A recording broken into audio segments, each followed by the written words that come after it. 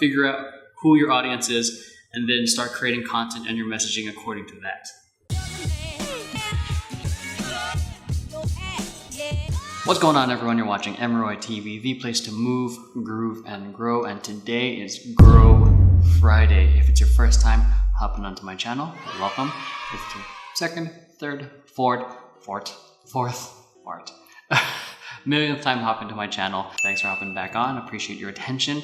So every Friday I get the opportunity to answer your questions or give you guys some inspirational insights, or give you some productivity methods that I'm using to be able to manage and work-life balance between vision paradox, dancing, and being a dad. So it's not a whole those are three primary domains of my life, but it keeps me pretty busy. So being able to be productive or have the right mindset, that's what Grow Friday essentially is to help give you guys the right mindset, to be able to execute and do what you want to do. So today's format is going to be 6 questions total, 3 about dance, 3 about social media marketing, and so let's get on to the questions. I like this question. I have just been promoted to a social media coordinator. Where can I learn all things about social media marketing and digital marketing? I'm a newbie in this field, and what are some of the great blogs, websites, paid and or free sites? I think the best place to start is HubSpot, Social Media Examiner. Those are my top 2 right off the bat. Neil Patel's stuff is good. Founder is really good in terms of Instagram. Same with Lewis Howes. Amy Porterfield is really good with Facebook marketing. Mari Smith, great with Facebook marketing. In terms of courses, I like one of my favorite courses is Instagram with Intention, or something like that. I forgot who it was, but there's a lot when it comes to doing social media, especially when it comes to having to plan out the content. Next question: what are the best social networking sites to promote business? All of them.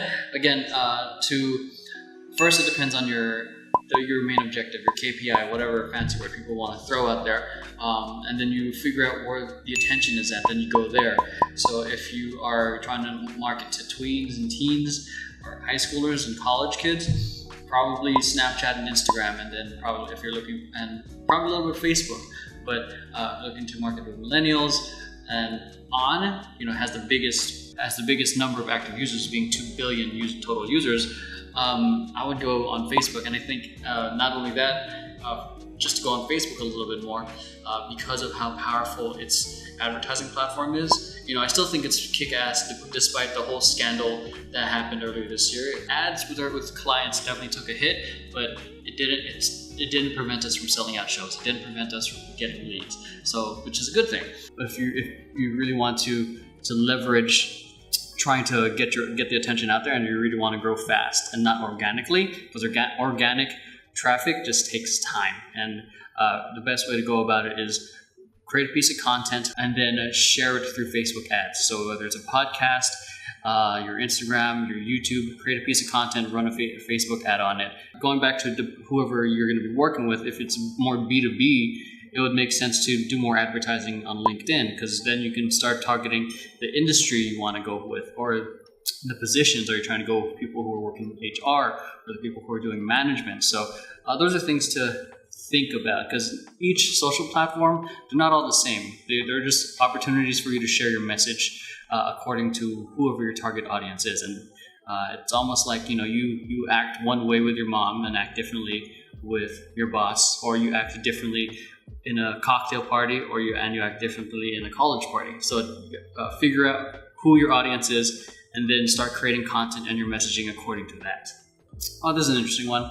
Why do people show off so much on social media? All right, so why do I think people show off on social media? I think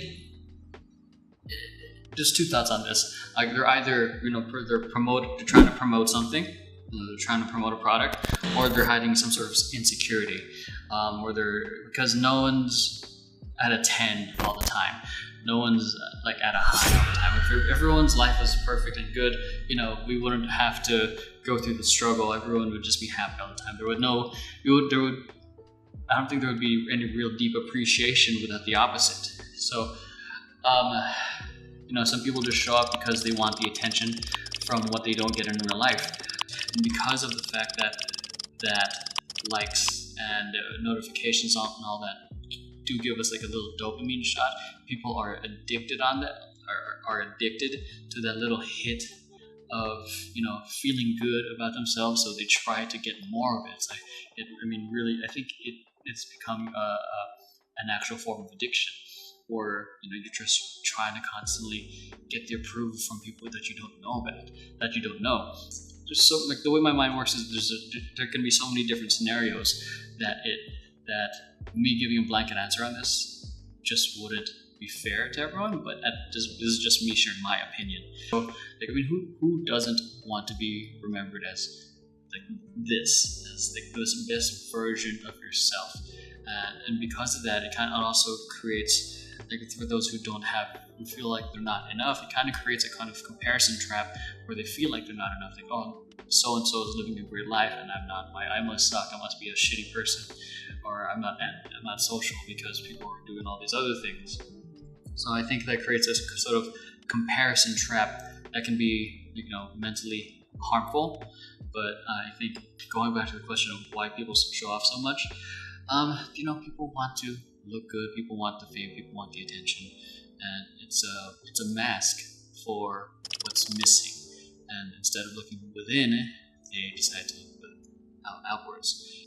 If, say, Instagram messes up, or there's another YouTube apocalypse, it affects the person's psyche, it affects the person's self-esteem. It's attaching your identity to these vanity metrics. It's very similar to people who have been doing one job for a long time, or people attach themselves to this identity to be a certain way, to look a certain way, but that when it's taken away, it's almost like they're having an identity crisis. People are trying to, build up this persona of, ideally what they would like to become, but truly can be inauthentic or sometimes douchey. The other thought is people trying to promote a product, service, brand, whatever it is. Either way, everyone's trying to PR themselves and promote themselves as this kind of look, this kind of person. And, I don't blame them. Everyone wants to be seen as a good person. Everyone wants to be seen as cool. No one wants to be seen as a downer. But I think what people truly appreciate is the authenticity, when you're real with other people, when you allow people into your world, not just the tens all the time. Show them the sevens, show them the fives, show them the you don't have to go into the point where you're snapping at a funeral, but showcase the moments where shit sucks and be okay with it. To each his own if you want to share that or not. Yeah, when it comes to promoting brands or trying to promote a product, it makes sense to want to get that attention. You want to get that social proof. It's very similar to how some clubs work, or I'm not a club promoter or anything like that, but this is the best example I can come up with in terms of the herding effect. Sometimes clubs don't let everyone in immediately. They keep the line out because it makes it seem like the club is popping, because it makes it seem like there's an overflow. And because of that, even though you're not interested in it, makes you curious, or it gives you that thought, like, oh damn, this place must be popping tonight. Maybe we can go there after dinner. That kind of thought. Very similar with your post. If you're trying to get people to sign up for your online, training or your webinar or whatever, people are more likely going to respond to a post that has hundreds of likes and comments and shares versus someone who only has 1 or 2 likes. Unless they're a super fan of yours, of course they're going to be loyal. But if they're complete strangers that don't know you, they want the social proof plays a huge role in that. Yeah, that's why I think showing off kind of comes into play in that respect. So 2 sides of the coin. I don't think there's always just one side of the story. There's multiple sides, and then just trying to, the way my brain thinks is how many different scenarios can be played out because of this. I think those are the questions in terms of social media. Okay, let's go on to the dance questions. All right, first question in terms of dancing is, what style of dancing should I take along with hip hop if I want to become a professional dancer? I think it depends on what you're trying to do. If you're trying to be a backup dancer, or if you're trying to be a specialist. So one of my friends who was a hip hop dancer decided to narrow down her skill set. Not skill set, she's actually really talented. I don't know why I did the air quotes, but she decided to narrow her skill set because it booked her more high paying gigs. There's, hip hop dancers are a dime a dozen, you can hire them anywhere. But she started doing specialty those ring things. I don't know what it is. She started doing a lot more acro. Because of that, she started going to these gyms where they do a lot of that training, and now she's doing much more lucrative gigs because of it. But if you're trying to do just a regular backup dancing or trying to be a working choreographer or things like that, I'm going to speak from my perspective because I'm not a working choreographer, but I'll tell you from friends who do it, and I'll bring them onto the show so they can answer it themselves. I think the most important thing you want is, if you're trying to get booked, is you want to be versatile. I think hip hop dance is great. Add some jazz into it. Add some. My thoughts on jazz and hip hop. I think jazz just extends your body, or any of the traditional classic dances. It extends your body a lot more and allows you to just execute the choreography a lot better. Another thing is pick a freestyle dance that you want to do. So either b-boying, whacking, voguing, popping. Again, goes back to specialty. Like, not everyone can pop. There's like dancers that try to pop it. One of the things that my friend got booked recently because she recently, the past year, started going hard on her voguing or whacking technique, and because of that, she got booked for that specialty. So along with hip hop, add some jazz in there to really extend your body, or contempt, or even ballet, and then add a freestyle in there, because there's going to be moments, you're a dancer, you got to be able to freestyle and actually, dance, not just do a set of moves that people show you to do. So this is from Derek, so I would say that. Combine that with the freestyle and combine that with jazz to help with technique. Next question number 2. Hope you guys are enjoying this question so far.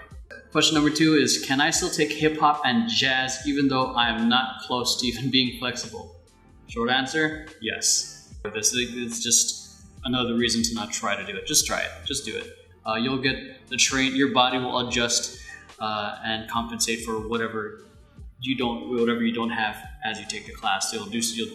You'll get the stretching during the warm-up. You'll start learning the technique during the class and during the combos. So just start. Last question actually is, what is the difference between breakdancing on hardwood floors versus carpeted floors? Okay, so there's some pros and cons about practicing on both. And one of the reasons I like practicing on carpets is because it's soft. If you don't have to worry too much about falling over and slamming your back on a hard surface. It felt safer when I was training on, when I practice on carpet, is, you can safely do moves without feeling like you're about to get injured because it's on carpet. And I think it could be good or bad. The thing with carpet is it kind of, messes with your balance. I was about to curse. It's because it sinks in when you're trying to do a headstand or handstand, and that makes it a little bit more tougher. But I think for me, it helped with my training because I had to make sure that I was really good with my balance. So there's that. The downside also with carpeted floors is you can't really do power moves. I mean, I've done some moves on there, like doing a backspin or a coin drop. You're gonna get rug burns, which suck. But it's really good in terms of helping you with your freezes, or helping you prevent, or helping you get over that fear of trying a certain freeze or move. Okay, so with hardwood floors, obviously, you're going to be dancing on a regular floor or concrete or hardwood floor, or wherever you're going to be at. So I find that the ideal place to practice, because I actually have to do the moves properly. The hardwood floors are pretty unforgiving, so if you mess up, and that's what happens. But with hardwood floors, you can actually execute your moves without having to worry about getting rug burns. But you can still get burned if you go crazy enough. Because I've gotten crazy little burns from doing moves and just skidding on the hardwood floor. But it doesn't happen too often. So if I had to choose both, I would prefer to dance on hardwood floors. And then carpeted floors, or whenever, I would go carpeted floors probably once or twice a week, just to practice on certain high-level moves that make it scary to practice on hardwood floors. So that's it. Hope you guys enjoyed today's video. I just realized there's a whole lot of glare going on here, so sorry if you can't really see my eyes.